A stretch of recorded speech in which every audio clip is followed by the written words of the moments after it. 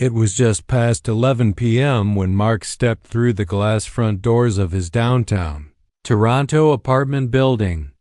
The streets outside were dead quiet, cold winter air clinging to everything, even the glow of the street lamps.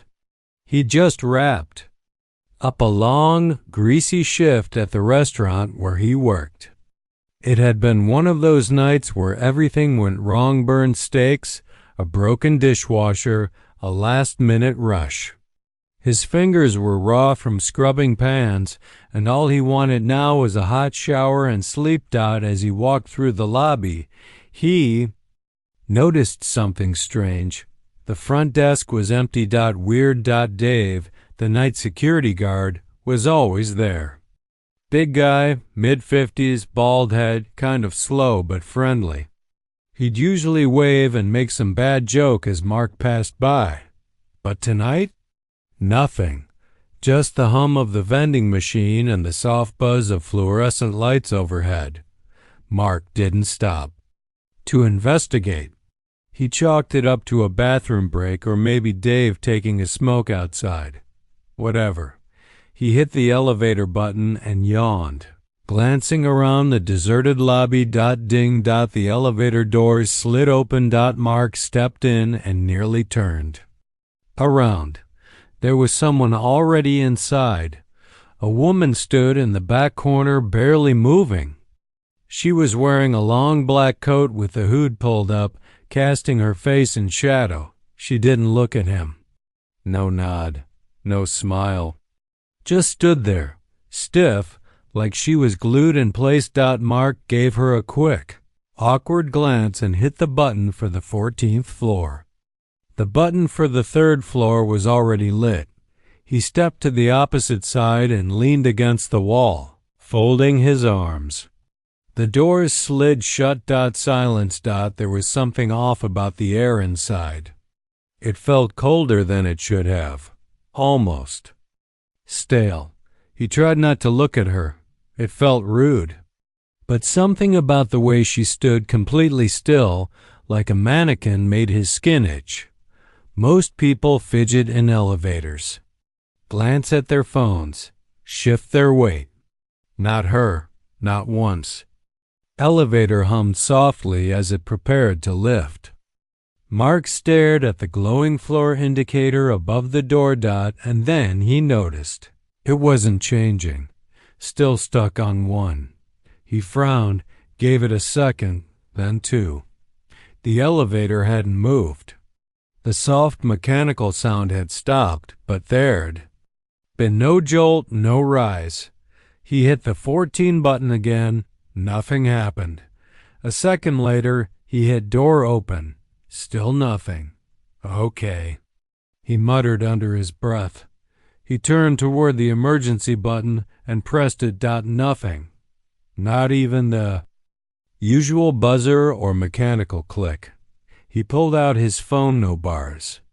The screen just showed searching. Now his nerves kicked in. Hey, he said, half turning toward the woman. Are you? She didn't move. Mark's voice cracked slightly. Are you okay? She stayed still, completely motionless. For a moment. Then she turned her head slowly, just enough for him to see part of her face under the hood. Her skin was pale. Not in the normal sense either. It looked off, like someone who hadn't seen sunlight in years. She opened her mouth just a little. Mark leaned in, trying to hear her. That's when she spoke, barely a whisper. Don't talk, it hears us. His heart skipped. What? He asked, voice low. Confused, she didn't answer. She just turned her head slightly upward toward the elevator ceiling. Mark followed her gaze. There was a metal vent above them, about the size of a book. It looked normal at first, but then he noticed something odd inside the vent, behind the slats. Something moved. A slow, almost slithering shadow, like a hand reaching or sliding across the metal. He blinked. Maybe it was just his eyes playing tricks on him, But then the elevator jerked. A sharp jolt downward, like something tugged the hole. Cab from above. Mark stumbled, catching the railing behind him. The lights flickered for a second, just a quick blink, but enough to send his stomach flipping. When the lights came back, he looked up at the floor indicator again. 5, it said. 5, but they hadn't moved. He knew it. There'd been no motion, no upward shift, nothing. Just that strange jerk and the flicker. His mind raced. This was downtown Toronto. A modern building, clean elevators, inspections posted right on the wall. So why did it feel like he just stepped into something? Old? Something wrong? He looked at the woman again. She wasn't shaking. She wasn't panicked. She just stood there like she knew something he didn't. "Don't talk," she'd said. "It hears us." What the hell was it? The vent. The jolt, the dead silence. No signal. No help. Then, faintly, he wasn't sure from where he heard something. A dull scraping, like claws on metal, somewhere high above them. And for the first time, Mark realized they weren't alone in the elevator shaft. Whatever was up there, it was coming down. The moment Mark heard her whisper, "Don't talk. It hears us." Everything shifted. His body locked up, like a rabbit spotting something in the brush. The air inside the elevator felt heavier, now thicker. Every sound seemed amplified. The faint buzz of the light, the low hum of the motor overhead. Then silence. That was the worst part. The elevator wasn't moving. He looked up again. The display still read 5, but there was no movement, no sense of rising or falling. Just that unsettling number glowing above the door, taunting him. He glanced at the woman. She hadn't moved since she spoke. Her face was still mostly hidden, her eyes wide and locked on the ceiling vent like it was going to open any second. Mark swallowed and tried to whisper, "What's going on?" The woman shook her head, very slowly, and again put a trembling finger to her lips. "It's already close," she mouthed. That's when Mark heard it, a soft, low groaning sound, like a weight shifting above the elevator car, metal bending under pressure. He stared at the ceiling. The vent was rattling, just slightly, like something heavy was crawling across it. And then scrape, a noise like claws dragging against steel. Mark's breath caught in his throat. "Okay," he whispered, almost to himself. "This is a nightmare, right?" But it wasn't. His knees still ached from work. His phone was still dead in his hand. He could feel sweat sliding down his back. This was real. The elevator lights flickered again, this time longer. When they came back, the display had changed, 4, lower, but they hadn't gone anywhere. The elevator was dropping, but not in the usual way. Not smoothly, not safely. Something had control, and it wasn't the building system. He pressed the emergency call button again, harder this time. Still no sound. He hit it again and again. Useless. "I tried that already," the woman whispered, almost like a ghost behind him. Mark turned sharply. "Who are you?" he asked. "What's going on?" She didn't answer, just kept staring at the ceiling, eyes locked on that vent like her life depended on it. He followed her gaze. The vent shook again, this time harder. The sound was getting clearer now. Breathing. Slow, heavy, wet breathing. Something was up there. Something alive. He backed into the opposite wall. "What is that? What's up there?" The woman didn't answer, but her hands were gripping the railing behind her so tightly. Her knuckles had gone white. The elevator jolted again, another sharp, unnatural drop. The lights blinked out for 2 full seconds. In the pitch dark, Mark heard something soft and sticky slap against the metal roof. The lights came back. The display now read 3. The woman whispered, almost too quietly to hear. If you talk too loud, it notices. If you panic, it comes faster. Mark shook his head. This isn't happening. This cannot be happening. Then the intercom crackled. Both of them froze. A voice came through staticky, broken, and wrong. Not human. Not even close. Gooeying. Dune. Mark felt his stomach twist. It wasn't just the voice. It was what was behind it. A low, gurgling growl. Like whatever was speaking didn't have a throat built for language. The woman covered her ears. It mimics. Don't answer it. Mark stepped forward and slammed his hand against the door. Hey, if anyone can hear me, this elevator's broken. We're stuck. The woman spun toward him. Shut up. Mark turned, stunned. What is wrong with you?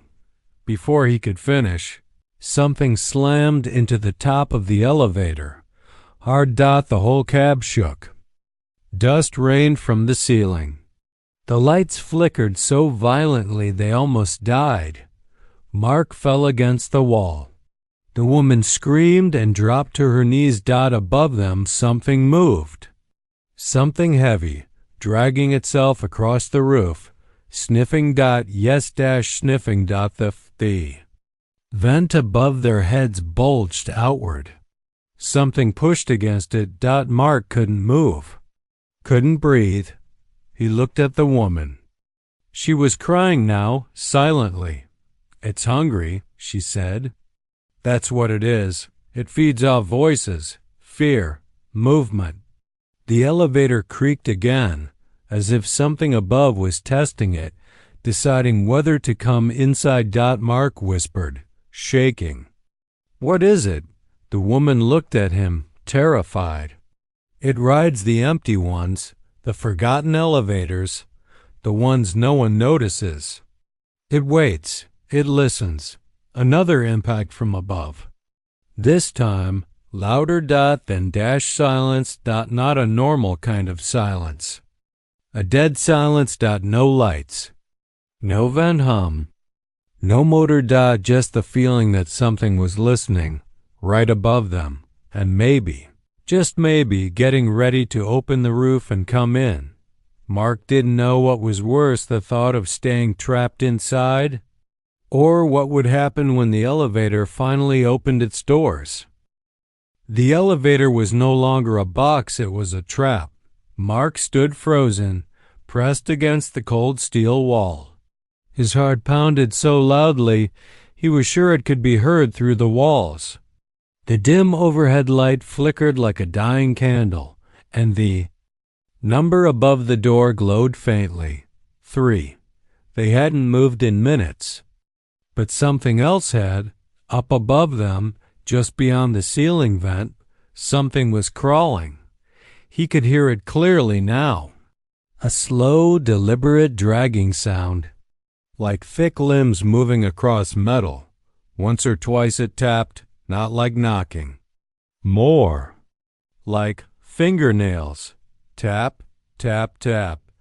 CRRIAAP. It was playing with them. The woman hadn't spoken again. She was crouched low in the corner, hood still over her head, arms wrapped tight around her legs. But she wasn't just hiding. She was waiting. Mark whispered, "We have to get out. We need to try something." She looked up at him, her face pale and full of fear. "No, it's awake now. Movement, voices, anything it hunts it." Mark frowned. "It? What the hell is it?" She didn't answer. Instead, she pointed up at the vent and whispered, "Watch." Mark slowly looked up. At first, nothing. Then movement. Something black and oily slid just behind the vent slats. He leaned in, slightly, squinting. There was a shape behind it. An eye it blinked. Mark recoiled. "Nope," he muttered. No way this is real." But then came the breathing. Deep, phlegmy, and wet. It sounded like it was sniffing the inside of the elevator, like it was trying to decide who to take first. Mark backed toward the button panel. Instinct taking over. He slammed his hand against every button. Nothing responded. Not a single light lit up. Even the emergency button had gone dark. Just then, the intercom crackled again. Static. Then a voice. Mark. His name. It had said his name. He stared at the speaker, horror growing in his gut. The voice was garbled, as if underwater, but still recognizable. It was his mother's voice. "Mark? Come out. I'm waiting." He shook his head. No, that's not possible. She's in Barry right now. This thing, what is this?" The woman finally stood, slowly, her legs shaking beneath her. "It's not alive the way we are," she whispered. "It takes voices, faces, memories. It digs around in your mind. If you answer it, it learns you." Mark stared at her, chest heaving. "Why me?" he asked. "Why now?" "You talked," she said. "That's all it needs." Slam. A violent bang from the roof. The elevator shook like a tin can. Something above had landed hard, heavy enough to dent the ceiling inward. Slightly. Mark ducked instinctively as flakes of dust and old insulation fell like snow. Then something touched the emergency hatch. The handle twitched. The woman screamed. Mark moved fast, grabbed her, pulled her away from the center of the elevator just as the hatch above began to turn. Slowly, steadily, something was opening it from the outside. No. Mark shouted, finally losing all composure. The woman grabbed his hand, eyes wide. "Shut up. If you scream, it knows who to drag first." But it was too late. The hatch snapped open. The light flickered off. Darkness poured in. They could hear it. Now sliding down into the cab, not falling, not dropping. Lowering itself. Mark could make out the shape-long limbs, too many joints, skin slick like wet rubber, and eyes. Too many eyes. It paused, half in the shaft, half in the cab, and then it smiled. Not with a mouth, but with a voice. It used his voice. "Don't be scared, Mark. I just want to ride." Mark screamed. The lights blazed on for half a second. The creature vanished. Gone up the hatch again in a blink, leaving behind the smell of burnt hair and moldy air. The doors. DINGED. Mark and the woman turned. The elevator display blinked strangely. 0. "What the hell is floor 0? He whispered. The woman didn't answer. The doors creaked open. Blackness. Not a hallway. Not a lobby. Just a void. Like a massive tunnel stretching out forever, lined with brick and old pipes and steam hissing in the distance. No lights. No signs. No sound of life. And far off in the distance, a flickering figure standing alone. "Don't move," the woman said, grabbing Mark's arm. He blinked, staring. The figure looked just like him. Same jacket. Same bag slung over the shoulder. Same restaurant name tag. It was just standing there, motionless. Then it turned very slowly and began walking away. Mark stepped forward. "No," the woman hissed. "That's how it takes you."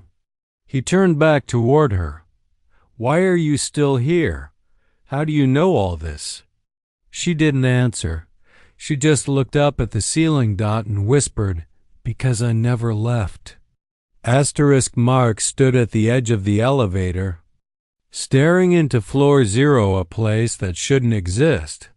There was no lobby, no apartment hallway, no sign of life, just a long, narrow corridor soaked in darkness stretching out into some other place.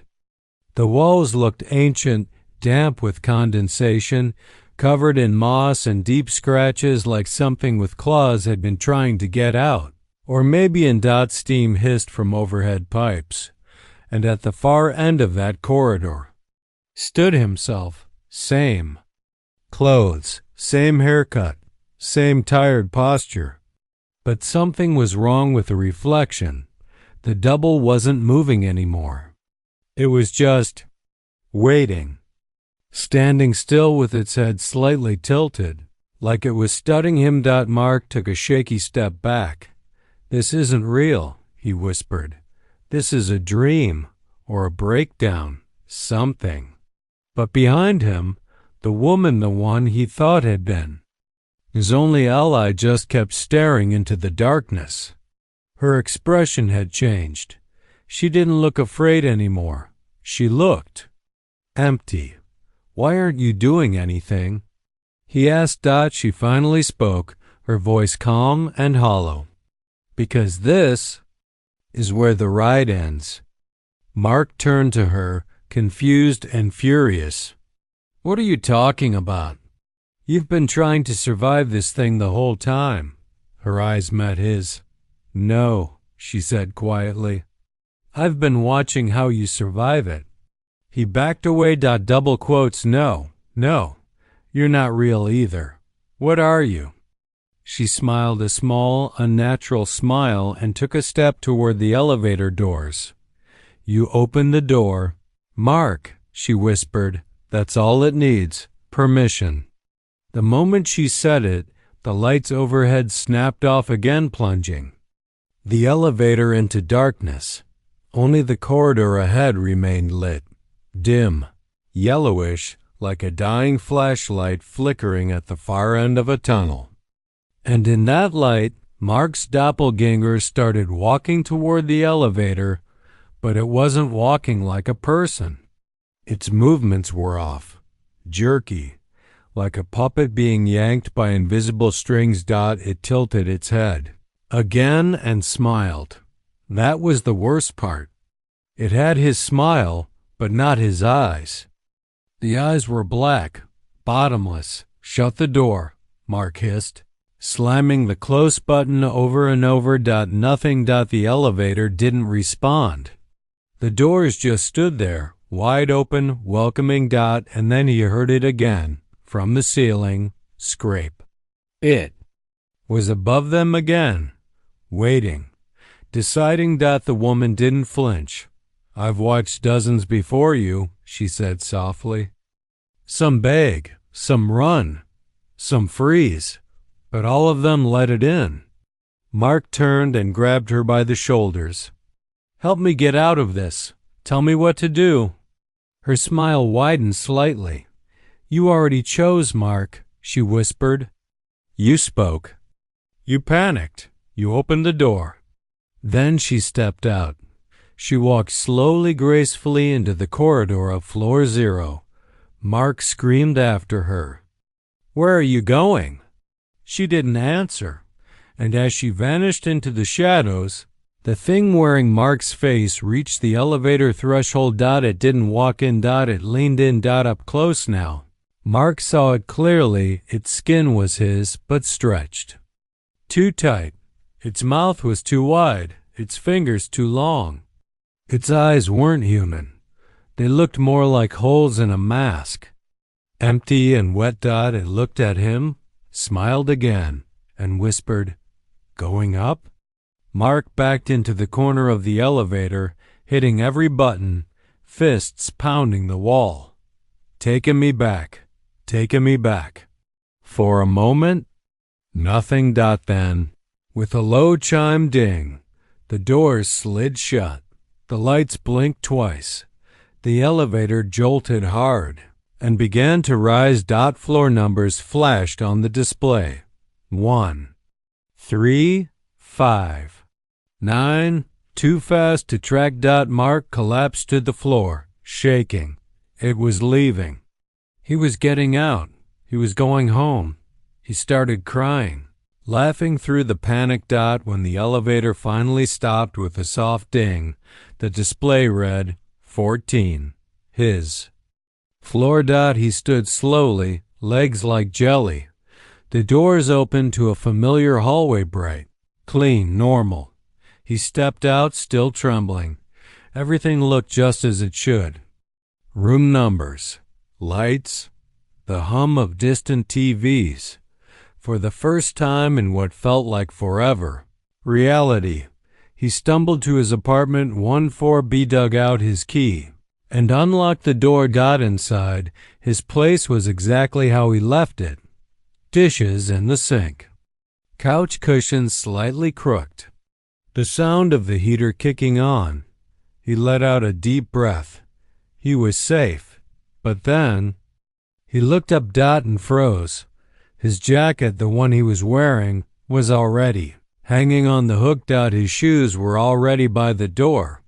He slowly turned toward the living room. There on the couch sat himself, not the fake one, not the hallway doppelganger, him. Relaxed, calm, staring at the TV. Mark opened his mouth to speak, but the other version of him didn't move. Didn't blink. It turned its head slightly, just like the one in floor 0. Then, with a voice identical to his own, it said, "Took you long enough." Behind him, the front door slammed shut on its own, locking with a loud click.